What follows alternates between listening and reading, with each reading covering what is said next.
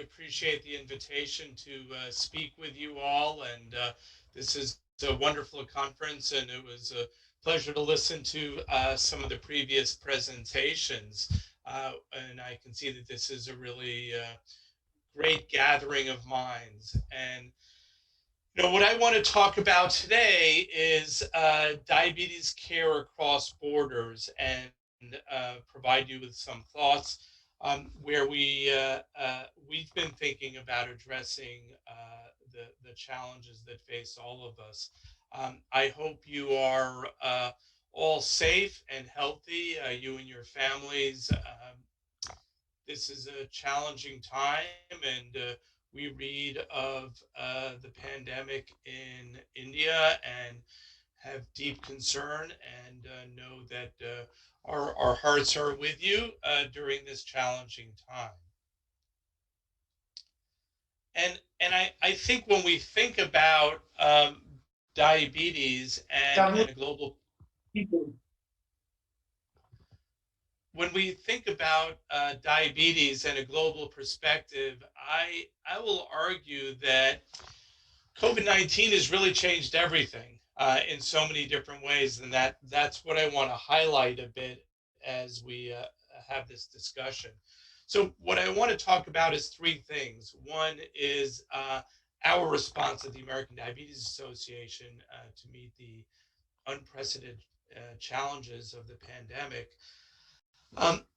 Some lessons for healthcare from the pandemic, and then finally talk a bit more about telemedicine and where I think digital health will play an increasingly important role in addressing the global needs. So when the pandemic struck, it was quite clear to all of us at the American Diabetes Association, as well as to all of you, that this was an unprecedented public health challenge. And so the organization quickly mobilized, brought together a core leadership team, and you can see here the individuals involved, many really the leaders in the diabetes world from different aspects. And they work together to create what I will share as our response. And one of the key things we realized that it was critically important to get information out to healthcare providers to understand what to do. And so let me walk through a little bit of this. And these are resources that are available to all of you that I think can be quite helpful as you are facing the challenges that you continue to deal with. So one of the key things was really creating a series of webcasts and resources that would enable healthcare providers first to share valuable peer-to-peer information in almost real time, because if you think back to last March, when this was really first happening in many ways, certainly we were seeing a large number of cases. There really was a need to share what we were all learning together, because if you think back to over a year ago, we knew very little. And we didn't know how to manage these patients, what the risk factors were. All of that really was understood in a relatively rapid time course, and there was an important need to get that information out. So we created an education series that included 5 main topics. One around the role of medication and medication management, and what are the new challenges that are brought about in the hospital, caring for people with diabetes and COVID, but also as an outpatient. The second was understanding that technology plays a critical role in the management of people living with diabetes.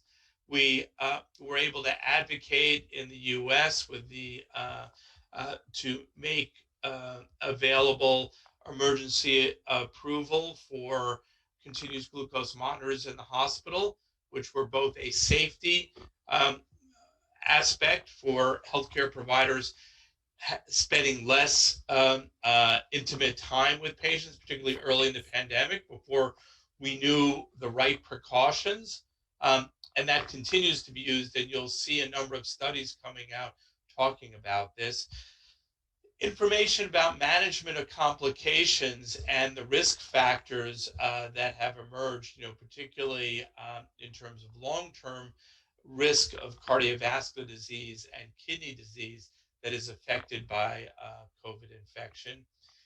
The mental health consequences of living in lockdown for a long time, of not being connected with loved ones, not being connected with their healthcare team, and fear.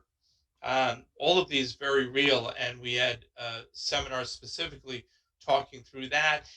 And then as telehealth became adopted more rapidly, really globally, information on how do you make that happen in your practice?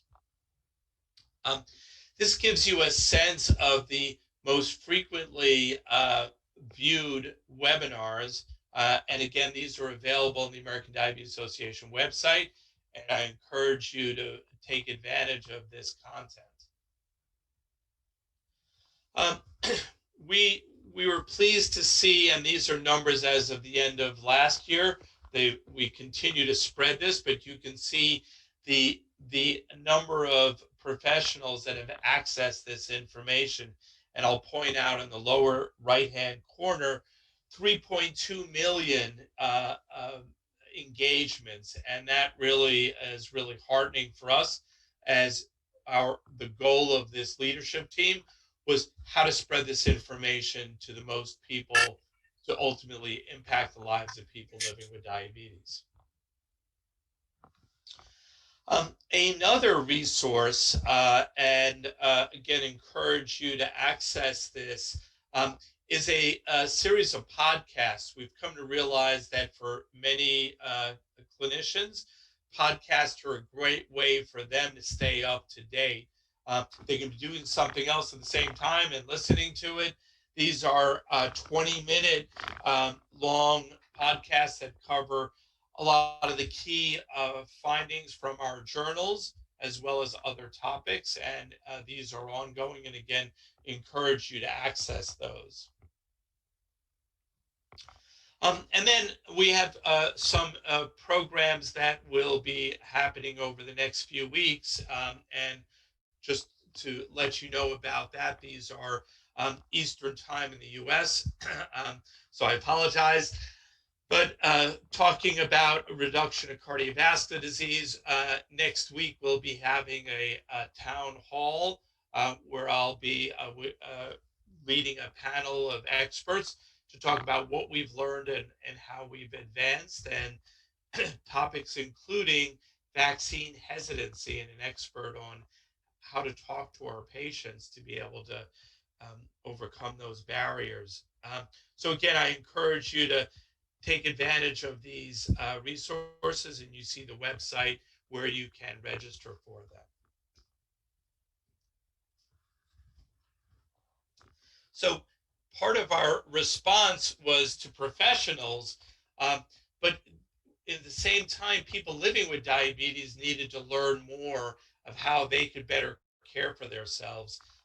And you can see here a website, again, available that will help guide and answer many frequently asked questions by people living with diabetes.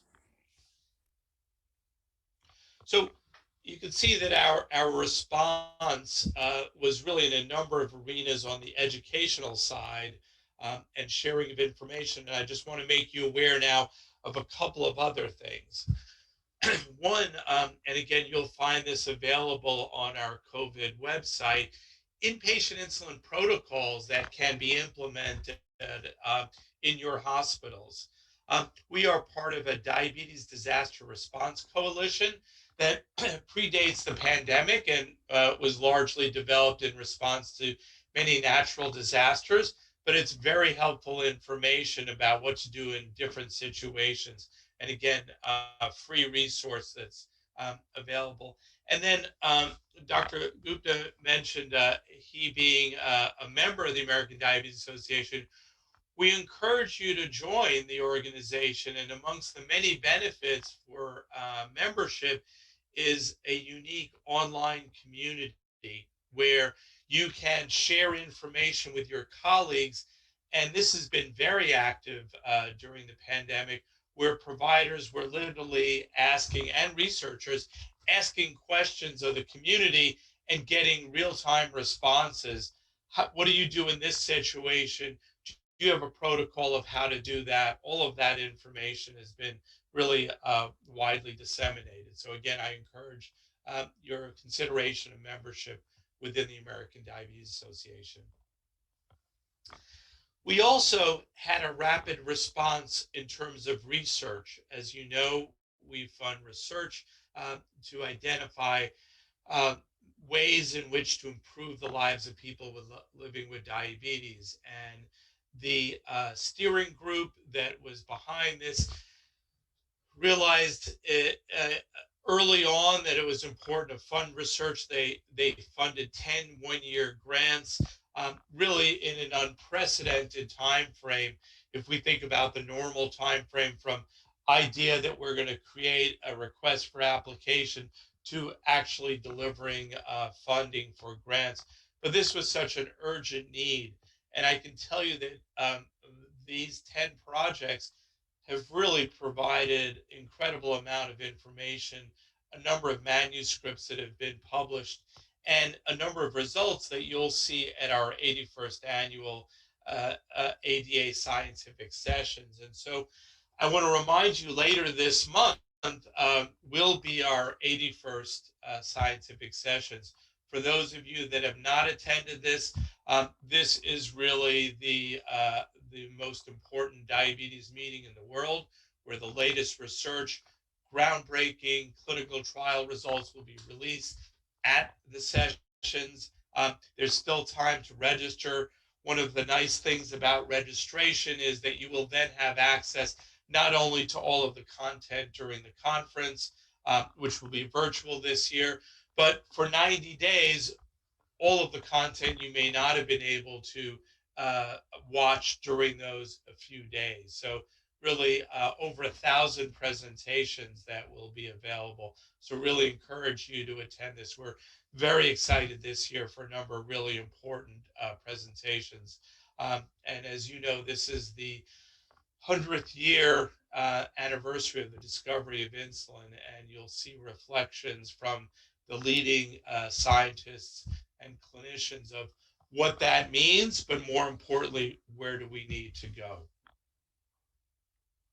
So let me finish with a few thoughts about what has the COVID pandemic taught us globally in terms of healthcare. One, that we can retool the delivery of care, and many of you may have had an experience similar to mine, where it was a mad scramble when this all happened. And I'll just share my personal experience. As was mentioned, before my role here at the American Diabetes Association, I was the chief medical officer of the Joslin Diabetes Center in Boston. And I will never forget, in early March, I was sitting in my office and there was a pound on my door. I opened it, and one of my colleagues told me that we had the first staff member test positive for COVID-19. And right there, everything stopped, because we realized that we could no longer safely provide care for the 25,000 patients we see on site, that we had to do this all remotely, and we had to close down the institution. We did that in 10 days, 2 weeks. What we did in 2 weeks normally would have taken us 2 years to change all of the workflows, figure out how patients could communicate with us, send us their glucose data, et cetera, et cetera. all of that workflow was done rapidly. And I expect many of you were in a similar situation where you quickly had to change your model of care like that. Um, and one of the things I think that taught us, and that COVID has really demonstrated, is that COVID is was an accelerant for change. It showed us that we can change quickly in healthcare. We often think that healthcare is slow to change, but we can change quickly when we have to. And I think that's an important lesson for us to remember as we move forward. I think the other thing that is quite clear is telemedicine is here to stay. Um, we provide now across the globe much of the care through telemedicine in a variety of different ways. And that was largely accelerated by the pandemic, but already existed before. And it is not a replacement for in-person care, but certainly it is going to continue to be, in my mind, an important part of the way we deliver care. And when we think about technologies, really, it allows us to globally meet the needs of people living with diabetes where they're at. That can be as simple as phone calls. There's phone conferencing, video conferencing, as we're doing now. Lots of information can be at internet websites. And again, all of this has been going on to a degree before the pandemic, but now is just accelerated. In addition, there is a proliferation of apps, and I'll talk a bit about that. There is streaming media that can educate individuals with diabetes, digital communications, and then store and forward imaging, and I'll just mention an example of that. And finally, digital health that I'll talk more about. So those last two items I'll finish up with. So you're probably all familiar with TELE-FUNDUSCOPY. The technology has advanced considerably. It is now a highly accurate way to assess retinal health in diabetes, and can be done anywhere, and stored and sent forward and read. And so this, again, has been used to some degree. But again, given the low rate of eye exams, in the US, only 50% of people get a yearly eye exam. We know that getting a yearly eye exam can prevent blindness. And so these kinds of approaches will be able to reach people where they're at, anywhere on the globe. There are some barriers to telemedicine. Sometimes it can require complex equipment, but that is getting better and better. And even the retinopathy screening, the technology has gotten better and better. There are system downtime problems. We all get used to using our electronic sources, and when they don't work, it can be highly frustrated. There is security and privacy issues, workflow considerations, and of course, it doesn't replace the physical exam. We still need, at a minimum, blood pressure, weight, and feet exams, although there are innovative ways to get that information remotely. The last thing I'll say about the COVID pandemic, it has been a magnifier of problems we've known we've had and haven't addressed. And in the US in particular, but I suspect this is true globally, around the health disparities that exist.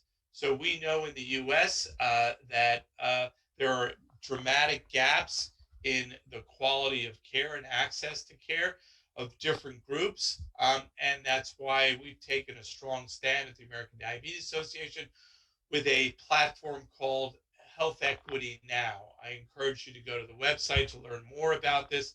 It includes a patient bill of rights saying all people with diabetes should have these 10 rights: the access to the right care, the access to the technology to help them manage their diabetes. And we're really advocating strongly in this regard. And the other is that digital health has been around, but it has really magnified the opportunities there.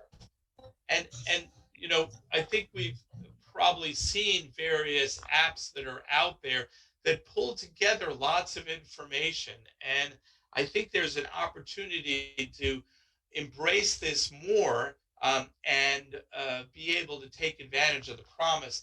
And the area where it's probably going to be most helpful is how we help patients between visits. That's an area that traditionally healthcare has not done a terribly good job. We see our patient, we do everything we can for them when we see them, but we don't do much in many cases until the next time we encounter them. And we know that our patients need help between visits to help manage their diabetes. And this is where digital health has its greatest promise. A little over a year ago, we put together this article that reviewed the different connected diabetes solutions that were out there. And we imagined connected diabetes care, this digital health solution, as the newest member of the team. We think of diabetes as a team sport.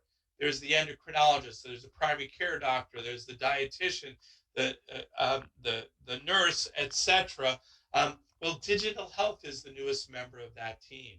And if you refer to this article, you'll see a review of a number of the companies and solutions that are available currently. This list has exploded since we've written this article.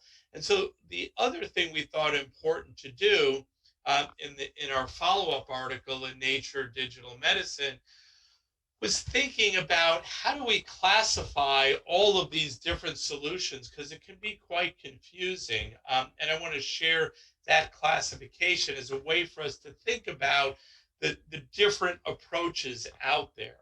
And so let me walk through this diagram, and it's in the form of a pyramid. And at the bottom of the pyramid is what has the greatest scale, the most scalable solution. And it's probably therefore going to be for the people at lowest risk.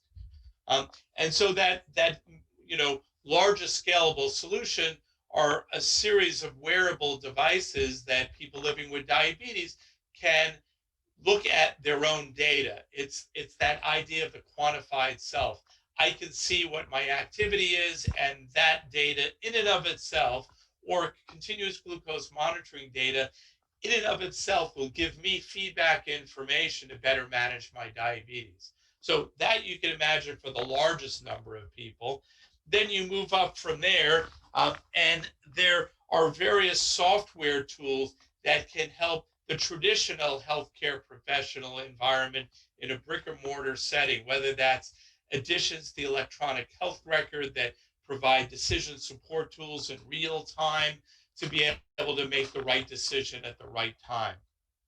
So then if you move to that next level, it could be some coaching that is done using artificial intelligence, that texting back and forth with a patient done by an artificial intelligence system is scalable. It can be given to millions and millions of people and doesn't require the human power effort. And then you move to that next level of risk that is less scalable and therefore probably for people at higher risk. And that is providing sort of non-physician engagement with individuals with diabetes. So this can be health coaches or nurses or other individuals that can coach people living with diabetes using digital tools, but also often with some conversation. And then that top of the pyramid, which is the least scalable because of the number of healthcare providers, but probably useful for those at highest risk. And that's a virtual diabetes clinic where individuals are meeting with physicians that are prescribing medication and doing that level of care. So with that, I really thank you for the opportunity. We talked about the American Diabetes Association response to the pandemic, and I shared a number of resources I hope you will take advantage of. Some of the lessons for healthcare from the pandemic: it has served as an accelerant for change, and we hope that we will continue to accelerate that change. It has been a magnifier of some chronic problems that we have that we need to address. And I think telemedicine and digital health have demonstrated themselves to be important tools and great opportunities to expand our reach globally and have the maximal impact on people. And so with that, I remind you about our scientific sessions, which I hope you're able to attend. And thank you so much for the invitation to join you today.